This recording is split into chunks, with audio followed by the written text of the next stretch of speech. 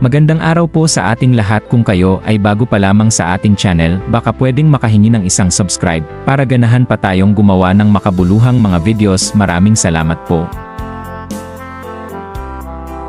Kung hanap mo ay mga tulay na nakakapanginig sa takot, narito ang 5 pinaka-nakakatakot na tulay sa buong mundo dahil sa kanilang taas, kakayahang gumalaw o delikadong kondisyon.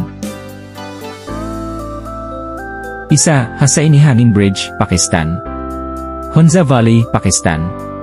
Isa sa mga pinakadelikadong tulay sa mundo, gawa lang ito sa kahoy at lubid na halos magkahiwalay. Malalaking siwang sa pagitan ng mga tabla at lumang lubid ang nagdaragdag sa panganib.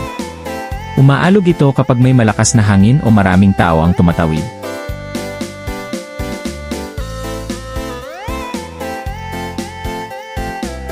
Dalawa, Royal Gorge Bridge, Liese.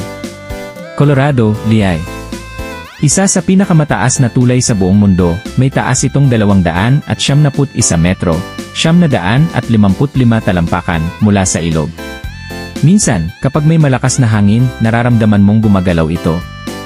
Matinding takot ang mararamdaman ng sinumang takot sa matataas na lugar. 3. Eshima Ohashi Bridge, Japan. Machu at Sakay Minato, Japan.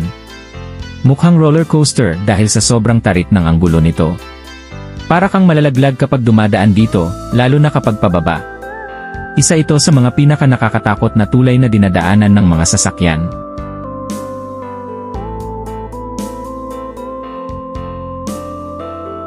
4. Trift Bridge, Switzerland. Swiss Alps, Switzerland. Isang makitid at mahabang suspension bridge na nakabitin sa taas ng isang bangin. Ito ay may habang 170 metro, 560 talampakan, at madalas gumalaw kapag may malakas na hangin. Tila nasa isang horror movie ang pakiramdam kapag tumatawid ka rito. 5. Quepos Bridge, Costa Rica. Quepos, Costa Rica.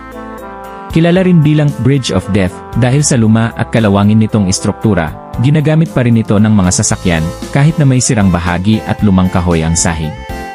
May pagkakataong parang bibigay ang tulay habang may dumadaan. Kung mahina ang loob mo, baka hindi mo gustong subukan ang mga tulay na ito. Alin dito ang pinaka-nakakatakot para sa'yo? Kung nagustuhan mo ang ating video, kindly like and subscribe para ganahan pa tayong gumawa ng makabuluhang mga videos. Maraming salamat po.